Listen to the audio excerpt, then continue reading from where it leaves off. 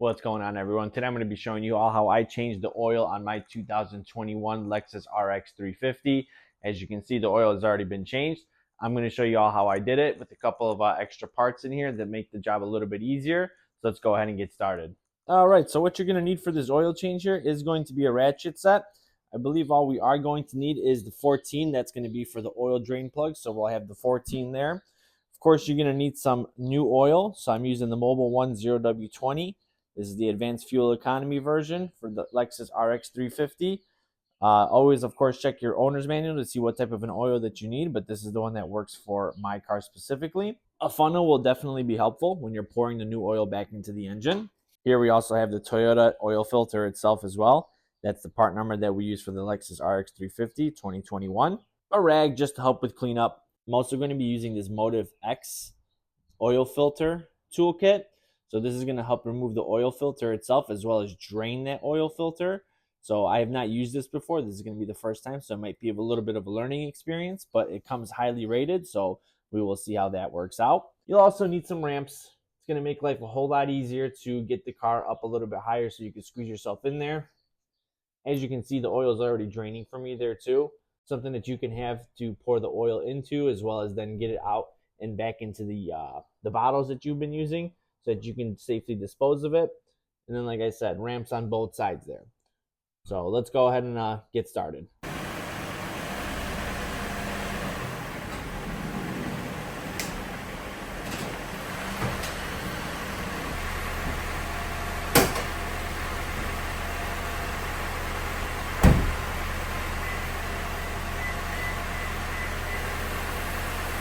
All right, so let's take a quick look underneath the hood and see what the oil is looking like on the dipstick. So it's definitely looking a little bit dirty. The oil is rated for up to 10,000 miles of driving on it.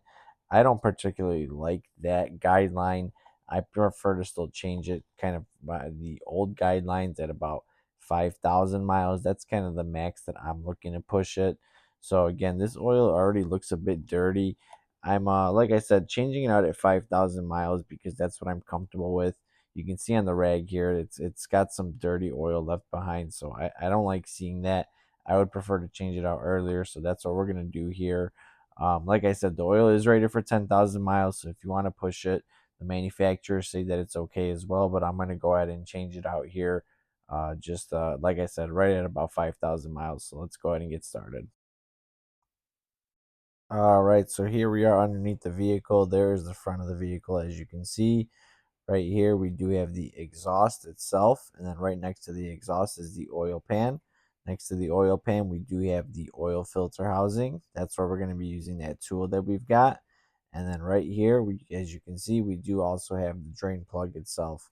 So to get started, what we're going to do is get that 14 millimeter socket on that drain plug and go ahead and give that a good twist. This is on there pretty tight. It should be at least, so go ahead and take that off.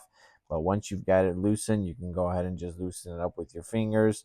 Try to be careful and hold that drain plug so that it doesn't fly into the oil pan that it's going to be draining in. As you can see, it didn't work out for me and it did fall off and right into the oil pan. Do a better job of aiming that so that you don't spill oil on the floor.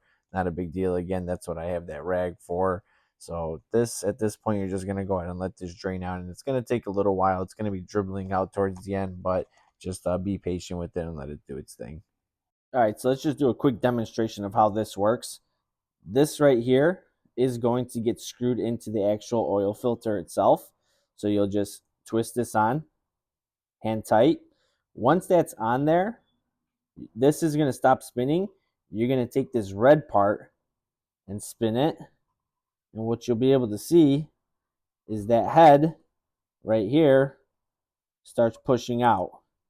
And so that's going to allow the oil to release and then go down the tube where you can lead it right into our little pan there. So kind of a cool design. Makes things a little bit quicker, cleaner. So I like it.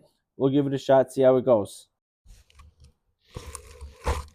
All right, so next thing that we're going to do is take off this little, I don't even know what to call this, a housing maybe for the filter. And a little bit of oil may come out of this. We'll just have to see. Just a little bit. And perfect right into the pan itself. We're going to put that aside for a second. And then again, this is now where the drain tool is going to come into play. So we're screwing this on. And again, I'm just going hand tight with that. And then we've got the hose. Let's see how this works to drain this oil filter housing. There we go. Should be able to see now. Oil coming out. Got a little bit of an incline. I'm gonna have to adjust a little bit, but as you can see, it's pouring oil out. So there's not really too much oil in there. It's just that when you take it out without this, it's an extremely messy process. I mean, it's not going to be clean by any stretch, but it's a little bit cleaner this way. So we're going to go ahead and just hold this for a bit, let it drain out. I'm going to just actually put this all the way in. Either way, it's going to be dirty, and just let it drain completely. So once that drains out completely, I'll get back to you here shortly. I'm going to clean up a little bit now. All right, so now that this is pretty much finished draining, we're going to go ahead and get this removed. So start with the first red one to close that valve up. So unscrew that completely. Now it's pretty loose there, so that's exactly where we're at. And then take out the main one that goes into the filter housing. And again, we shouldn't get much leaking here. As you can see, not much. I'm gonna try to get every last bit out here. Go from this way. Well, this is supposed to make things cleaner. I'm not sure I'm really finding that to be the case with all this oil all over the place. But we'll see if we can figure out a better way to do this next time. All right, now that that's out, we got to take the whole housing out. So I'm going to get the actual housing removal tool out, put this right on, and then get this taken off. So bear with me a second here. All right, so I've got the oil filter housing removal tool on a 3/8 drive ratchet. We're going to go ahead and get this right on. And I've already pre-loosened this, so again, you guys don't have to watch me struggle. But it was on there pretty tight. And you're going to just take this off. And most of the oil should have drained out of this with that removal tool. So again, we'll see how that goes. But there it is. So yes, as you can see there, most of the oil is out. You can tip it over and get what little remains into your pan. But then all we're going to do is take this paper filter out and replace the gasket. So let me go ahead and get that taken care of and put this aside. All right, so I go ahead and took these out so that it's going to be a little bit easier to do this and see. So first thing that we're going to want to do is, it's kind of hard to see there, but there is a gasket here. I've just got a little pick to take that out. So always make sure you replace the gasket. There's one there. And I'm going to take this out of the housing. And then as you can see here, there's another one in here. So we're going to take that one out as well. Now, the oil filter comes with a set of new gaskets. So we're going to use those.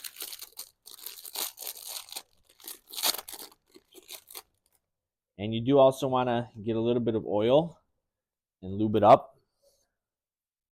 So you can just use this old oil. That's perfectly fine. Just make sure that you get a little bit on there so that it stays pliable. So now we're just going to go ahead and slip this on right over.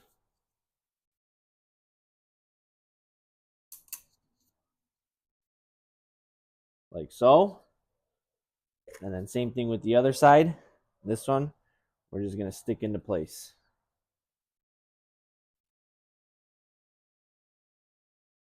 And so remember, this is where that drain fill tool went in. And that's where that one cover piece is. So that's what that's holding in place. And then this is where the housing itself screws into the actual oil pan itself. So that's that. We're going to go ahead and stick the paper filter on. So that's good. And now the next thing that we're going to do is just go ahead and get this put back on. Oil also seems like it stopped draining. So we're good there. We're going to fish out that drain plug first. And then we're going to put in a new crush washer and then put some new oil in. So we're almost there. All right. So now that we're back down here, what I'm going to check for is to see if there was a crush washer left behind here, which I would hope there is. Otherwise, the last person who did this oil change, the dealership, didn't do their job. Now, I don't feel one there. It's possible that ended up in the pan as well, so I'm not going to assign any blame. But what I'm going to do is go ahead and put a crush washer on. So these are on Amazon. I think a package of 20 of them was like $10. So I'm set for a whole lot of these oil changes. But we're going to go ahead and put that on. And then just get this plug put back on. I'm going hand tight for now. I'm going to come back in there when I get my ratchet out with the correct socket. But first, I'm going to go ahead and get this filter put back in. So make sure you line that up. And I'm going to start with my hand. Make sure that all the threads catch right. Yep, something doesn't feel right there. So just be patient. You don't want to cross thread this, because that'll be a nightmare. And once you start getting to where it's getting snug, again, go ahead and use the wrench. And I know that there is torque specs for this. I like to go hand tight. So that's about right there. And then I'm going to go ahead and get that 14 back out and tighten down that drain plug. And now that I got my 14, go ahead and come back here. And again, torque specs are there, but I'm going to go hand tight. And then we don't want to forget to put this back on. So let's take our wrench off, which might be a little bit of a pain, but it slides off there. Screw this back on. And again, same thing, starting with my hand, just to make sure I don't cross thread. And then, again, with this 3/8 drive, just come back in and tighten it down. Same thing, hand tight. And while you're down here, cleaning up is a good idea. Just get any of that excess oil off that you had anywhere so you don't drip it on your driveway or anywhere else. I don't know how we got oil there, but we got some oil there. All right. So now that that's all closed up, we're ready to go ahead and add the oil back in here. So let's get back up top. All right, so as you can see here in the owner's manual, if you are doing a filter and oil change, you're going to see that as long as you don't have the towing package, you're at 5.7 quarts. If you do have the towing package, you're going to be at 5.8 quarts. So I got these 6 bottles here that we're going to go ahead and start dumping into the car. And once we get to that 6th one, we're going to slow down and just make sure that we're getting to that 0.8 mark as well, because this vehicle is equipped with the towing package. So we're going to go ahead and start pouring here. All right, so as you can see right here, this is where the oil cap is. We're just going to take that off, put it to the side somewhere safe, get our funnel in there, and then start pouring oil. And the funnel is extremely helpful, especially with this car. That oil fill port there is pretty low, so this would be quite challenging without a funnel. So definitely recommend using a funnel. Number 2, number 3, number 4, and number 5. And this is going to be the last full one that we pour in. And then we got the last one here. So on these, what you can also see is that it's got lines here for how much you can pour. And so right here is where it's clear and you can see what the oil level is. Up at the top there, you can see it moving around. So that's going to be the gauge of how much we're going to be pouring in here. All right, so as you're pouring this one, pour a little bit slower because you want to check to see where you're at and how much oil you've poured already, because you don't want to overfill. If you overfill, you're going to have to drain the whole thing, unless you've got a fancy Fumoto drain where you can start and stop it whenever you want. But so right there, I'm just about to 7 quarts left. I'm sorry, 7 ounces left. So I'm going to call it good right there. We're going to cap this up, take the car off of the ramps, and then measure the oil level when it's level itself, and then see if we need to make any more adjustments. But this is enough oil to be able to run the car perfectly fine, at least just for a test.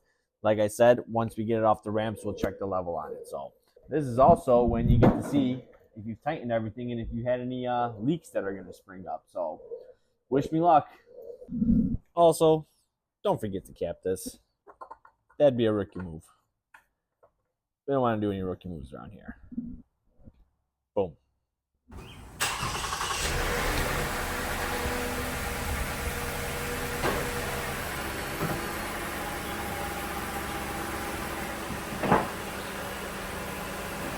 All right, so I've let the car run now for a good 5 minutes. No leaks. That's definitely a good sign. We're going to come back up here and we're going to take a look and see what the oil level is looking like. And then all we got to do from there is just take the car for a little bit of a spin, let that oil get all throughout, and then you're good to go. So let's check that oil level. All right, so you want to wipe this off when you first pull it out and then put it back in.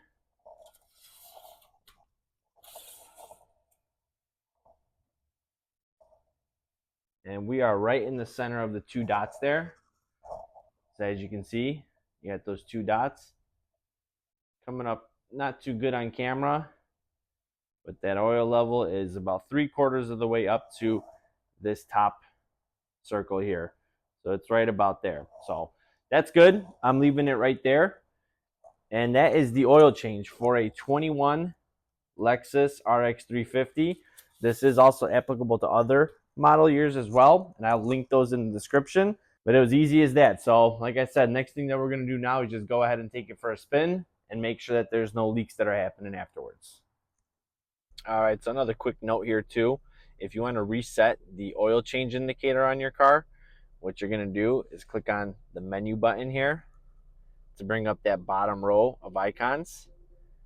You're going to head over to setup and then to vehicle and then move over to maintenance. And here you can see all the different items that you have for maintenance. We're going to go to the engine oil and then you can hit reset because we just did the oil change. And then that's been reset. And then go back. Same thing with oil filter. Hit reset. And yes. And that's it. Now we go ahead and just take it for a spin.